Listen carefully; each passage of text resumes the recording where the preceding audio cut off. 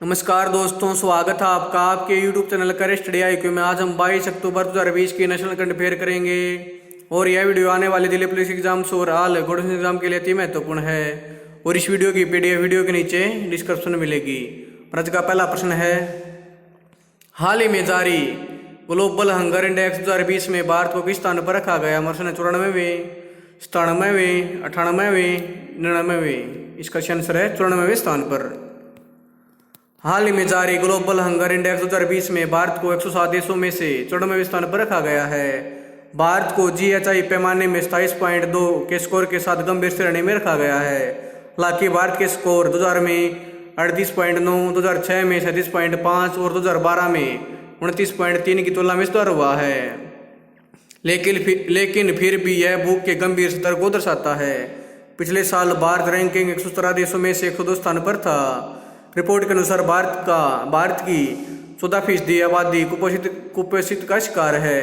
इसके अलावा रैंकिंग यह भी दर्शाती है कि देश में 5 साल से कम उम्र के बच्चों में 37.4% स्टिटिंग दर और 17.3% की बर्बादी दर दर्ज की गई है। वहीं 5 साल से कम उम्र के बच्चों की मृत्यु दर 3.7% है। इस सूची में पड़ोसी देश बांग्लादेश, म्यांमार, पाकिस्तान भी गंभीर श्रेणी में है, लेकिन इस साल के हंगर इंडेक्स में ये भारत से ऊपर स्थान पर हैं।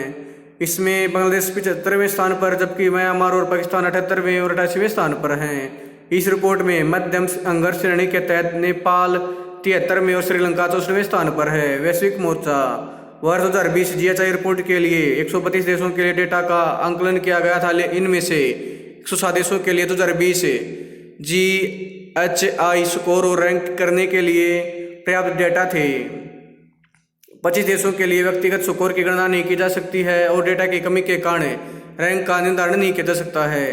ग्लोबल हंगर इंडेक्स के बारे में, GHI एक साधन है जिसमें वैश्विक, क्षेत्रीय और राष्ट्रीय स्तर पर भूख को मापने और ट्रैक करने के लिए एक उचित मूल्यांकन करने के लिए डिजाइन किया गया है। इसे संयुक्त राष्ट्र और अन्य बहुपक्षीय एजेंसियों के डेटा का उपयोग गणना संकेतक के लिए 4 संकेतकों के आधार पर किया जाता है, जो इस प्रकार हैं। Share of the population that is undernourished, share of children under the age of 5 who are wasted, share of children under the age of 5 who are standard, the mortality rate of children under the age of 5। 9.9 से कम का score कम भूख का प्रतीक है। 10 से 19.9 भूख के मध्यम स्तरों को दर्शाता है। 20 से 34.9 अंक गंभीर भूख को दर्शाता है और 35 से 39.9 खतरनाक और 50 से अधिक बेहद खतरनाक स्तरों को दर्शाता है।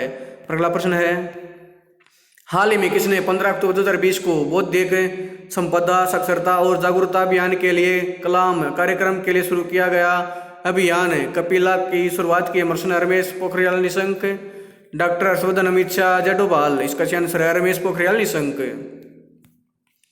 केंद्रीय शिक्षा मंत्री रमेश पोखरियाल निशंक ने 15 अक्टूबर 2020 को बौद्धिक संपदा साक्षरता और जागरूकता अभियान के लिए कलाम कार्यक्रम के लिए शुरू किया गया अभियान कपिला की शुरुआत की है। यह दिवस पूर्व राष्ट्रपति डॉक्टर APJ अब्दुल कलाम की 89वीं जयंती के उपलक्ष्य में शुरू किया गया था। अभियान के माध्यम से सरकार एक आविष्कार के पेटेंट के महत्व के बारे में शैक्षिक कार्यक्रमों के माध्यम से जागरूकता फैलाएगी ताकि भारत को आत्मनिर्भरता की ओर ले जा सके। यह क्षेत्र में जागरूकता को बढ़ावा देने के लिए मंत्रालय ने 15 से 23 अक्टूबर के सप्ताह को बौद्धिक संपदा साक्षरता सप्ताह के रूप में मनाने का निर्णय लिया है। सिस्टम के बारे में जागरूकता और पेटेंट के लिए आवेदन करने की प्रक्रिया के महत्व के बारे में विभिन्न जागरूकता कार्यक्रमों का आयोजन किया जाएगा। अगला प्रश्न है, हाल ही में किस केंद्र शासित प्रदेश द्वारा माई टाउन माई प्राइड नामक आंदोलन शुरू किया गया? प्रश्न चंडीगढ़, लद्दाख, दिल्ली, जम्मू कश्मीर। इसका आंसर है जम्मू कश्मीर। जम्मू और कश्मीर के उपराज्यपाल मनोज सिन्हा ने घोषणा की है कि सरकार 19 अक्टूबर से माई टाउन माई प्राइड नामक आंदोलन शुरू कर रही है, जो शहरी क्षेत्रों में बैक टू विलेज कार्यक्रम की तर्ज पर शासन प्रदान करने के लिए है। कार्यक्रम के 3 मुख्य उद्देश्य हैं: कस्बों में सार्वजनिक पहुंच, जमीनी लोकतंत्र को मजबूत करना, दरवाजे पर सेवा प्रदान करना है। माई टाउन माई प्राइड की विशेषताएं: यह कार्यक्रम ऑन द स्पॉट शिकायत निवारण, जनता तक सेवाओं की जल्द डिलीवरी और जन केंद्रित परियोजनाओं का तेजी से निष्पादन भी सुनिश्चित करेगा। माई टाउन माई प्राइड कार्यक्रम domicile SC ST RBA ALC OBC प्रमाण पत्र राज्य सेवा सेवाओं जैसे दस्तावेजों के समयबद्ध वितरण का अनुमान लगाता है। यह कार्यक्रम पेंशन, छात्रवृत्ति, PMAY KCC, स्वास्थ्य, श्रवण कार्ड, लाडली बेटी आदि जैसी विभिन्न कल्याणकारी योजनाओं के लाभों की समयबद्ध डिलीवरी भी सूचित करेगा। अगला प्रश्न है, हाल ही में जनता दल यूनाइटेड के वरिष्ठ नेता कपिल देव कामत का कोविड-19 के कारण निधन कितने वर्ष की आयु में हो गया? 70 वर्ष, 85 वर्ष, 95 वर्ष, 99 वर्ष। इसका सही आंसर है 70 वर्ष। जनता दल यूनाइटेड के वरिष्ठ नेता कपिल देव कामत का निधन कोविड-19 के चलते 70 वर्ष की आयु में हो गया। वह बिहार के पंचायती राज मंत्री के रूप में कार्यरत थे। वह मधुबनी जिले बिहार में बाबू बरही विधानसभा क्षेत्र से JDU विधायक थे। अगला प्रश्न है, हाल ही में लिखी गई पुस्तक द बैटल ऑफ ब्लॉगिंग के लेखक कौन है? प्रश्न शशि थरूर, प्रहलाद सिंह पटेल, डॉक्टर हर्षवर्धन, इनमें से कोई नहीं। इसका सही आंसर है शशि थरूर। प्रसिद्ध लेखक और राजनीतिक शशि थरूर अपनी नई किताब द बैटल ऑफ ब्लॉगिंग का विमोचन नवंबर 2020 में करने के लिए तैयार हैं। यह पुस्तक अलेफ बुक कंपनी द्वारा प्रकाशित की गई है। शशि थरूर ने इस पुस्तक को दुनिया भर में और विशेष रूप से भारत में राष्ट्रवाद के सिद्धांत, विकास और अभ्यास का वर्णन अपने मैग्नम आपस के रूप में किया है। द बैटल ऑफ ब्लॉगिंग के बारे में यह पुस्तक उनकी पुस्तक YIMA हिंदू का विस्तार स्वरूप है। यह राष्ट्रवाद, देशभक्ति, मानवतावाद, लोकतंत्र और उनकी उत्पत्ति के विचारों को ऐतिहासिक संदर्भ प्रदान करता है। इस पुस्तक ने वास्तविक भारतीयता की स्थापना की और 21वीं सदी में देशभक्त और राष्ट्रवादी भारतीय होने का क्या अर्थ है? अगला प्रश्न है, हाल ही में राष्ट्रीय सुरक्षा गार्ड का स्थापना दिवस कब मनाया गया? 16 अक्टूबर, 18 अक्टूबर, 20 अक्टूबर, 22 अक्टूबर। इसका सही आंसर है 16 अक्टूबर को। राष्ट्रीय सुरक्षा गार्ड की स्थापना दिवस 16 अक्टूबर को मनाया जाता है। यह 36वां स्थापना दिवस था।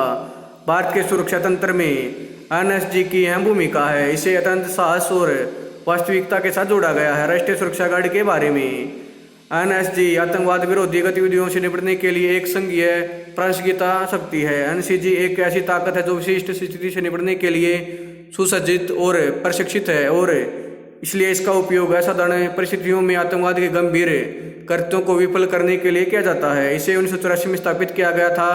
NSG लोकप्रिय रूप से ब्लैक कैट के रूप में जाना जाता है। यह एक आतंकवादी हमले, अपहरण और बंदी जैसी स्थितियों को संभालने के लिए प्रशिक्षित है और सुसज्जित देश में एक कुलीन स्ट्राइक फोर्स है। राष्ट्रीय सुरक्षा गार्ड का मुख्यालय नई दिल्ली में। इसके महानिदेशक है अनूप कुमार सिंह। राष्ट्रीय सुरक्षा गार्ड का आदर्श वाक्य है सर्वोत्तम सुरक्षा। अगला प्रश्न है, हाल ही में किसको दिल्ली और जिला क्रिकेट संघ का नया अध्यक्ष चुना गया? जैसा रोहन जेटली, संजय बांगर, विनोद सिंह। इसका सही आंसर है रोहन जेटली को। दिवंगत केंद्रीय मंत्री अरुण जेटली के पुत्र एडवोकेट रोहन जेटली को निर्विरोध दिल्ली और जिला क्रिकेट संघ का नया अध्यक्ष चुना गया है। वे इस पद के लिए मैदान में अकेले उम्मीदवार थे क्योंकि उनके खिलाफ नामांकन दाखिल करने वाले एकमात्र उम्मीदवार ने भी अपना नामांकन वापस ले लिया था। पेशे से वकील 31 वर्षीय रोहन जेटली इस पद पर 30 जून 2021 तक बने रहेंगे। जाने माने राजनेता स्वर्गीय अरुण जेटली ने 1999 से 2013 के बीच DDCA के अध्यक्ष के रूप में कार्य किया था। अगला प्रश्न है, हाल ही में किस देश ने ओडिशा तट से दूर बालासोर के पास चांदीपुर में एकीकृत परीक्षण रेंज से अपनी परमाणु सक्षम पृथ्वी 2 मिसाइल का सफलतापूर्वक रात्रि परीक्षण किया? भारत, अफगानिस्तान, नेपाल, अमेरिका। इसका सही आंसर है भारत ने। भारत ने ओडिशा तट से दूर बालासोर के पास चांदीपुर में एकीकृत परीक्षण रेंज से अपनी परमाणु सक्षम पृथ्वी 2 मिसाइल का सफलतापूर्वक रात्रि परीक्षण किया है। उपयोगकर्ता उड़ान परीक्षण एक प्रशिक्षण अभ्यास के भाग के रूप में DRDO के वैज्ञानिकों की निगरानी में सशस्त्र बल के सामरिक बल कमान द्वारा किया गया था। पृथ्वी 2 के बारे में, अत्याधुनिक मिसाइल भारत की पहली स्वदेशी सतह से सतह पर मार करने वाली रणनीतिक मिसाइल है जिसे DRDO ने integrated guided missile development programme के तहत विकसित किया है। इस 9 मीटर लंबा तरल युक्त पृथ्वी 2 में 350 किलोमीटर की रेंज है और यह 1 टन वारहेड ले जा सकता है। यह कुछ मीटर की सटीकता के साथ लक्ष्य तक पहुंचने के लिए पेतरेबाजी प्रक्षेपवक्र के साथ उत्पन्न जड़त्वीय मार्गदर्शन प्रणाली का उपयोग करता है। यह दुश्मन के इलाके में गहरे युद्ध के उन्नत हथियार पहुंचाने के लिए बनाया गया। मिसाइल 80 डिग्री के कोण पर जाकर लक्ष्य पर डाइव लगाती है। DRDO के अध्यक्ष हैं डॉक्टर जी सतीश रेड्डी। इसका मुख्यालय नई दिल्ली में। मेरा अगला प्रश्न है, हाल ही में विश्व सांख्यिकी दिवस कब बनाया गया? प्रश्न 20 अक्टूबर, 21 अक्टूबर, 22 अक्टूबर, 23 अक्टूबर। इसका आंसर है 20 अक्टूबर को। तीसरा विश्व सांख्यिकी दिवस 20 अक्टूबर 2020 को विश्व स्तर पर मनाया जाएगा। विश्व सांख्यिकी दिवस 2020 एक वैश्विक सहयोगात्मक प्रयास है जिसे संयुक्त राष्ट्र सांख्यिकी आयोग के मार्गदर्शन में आयोजित किया जाता है। विश्व सांख्यिकी दिवस 2020 की theme connecting the world with data we can trust है। यह विषय विश्वास, आधिकारिक डेटा, नवाचार और राष्ट्रीय सांख्यिकीय प्रणालियों में लोगों की भलाई के महत्व को दर्शाता है। विश्व सांख्यिकी दिवस का इतिहास। संयुक्त राष्ट्र सांख्यिकी आयोग ने फरवरी 2010 में अपने 41वें स्तर में 20 अक्टूबर 2010 को विश्व सांख्यिकी दिवस के रूप में मनाने का प्रस्ताव रखा था। महासभा ने 3 जून 2010 को प्रस्ताव 64 से 67 को अपनाया, जिसे आधिकारिक रूप से 20 अक्टूबर 2010 को सामान्य रूप से celebrating the many achievement of official states के विषय के साथ पहली बार विश्व सांख्यिकी दिवस मनाया गया था। इसके बाद साल 2015 में 96 प्रस्ताव से महासभा ने 20 अक्टूबर 2015 को दूसरे विश्व सांख्यिकी दिवस के रूप में सामान्य विषय बेटर डाटा बेटर लिव्स के साथ साथ 20 अक्टूबर को हर 5 साल में विश्व सांख्यिकी दिवस मनाने का निर्णय लिया। अगला प्रश्न है, हाल ही में प्रख्यात बंगाली वक्ता प्रदीप घोष का निधन कितने वर्ष की आयु में हो गया? प्रश्न है 78 वर्ष, 85 वर्ष, 92 वर्ष, 99 वर्ष। इसका आंसर है 78 वर्ष। प्रख्यात बंगाली वक्ता प्रदीप घोष का निधन 78 वर्ष की आयु में हो गया है।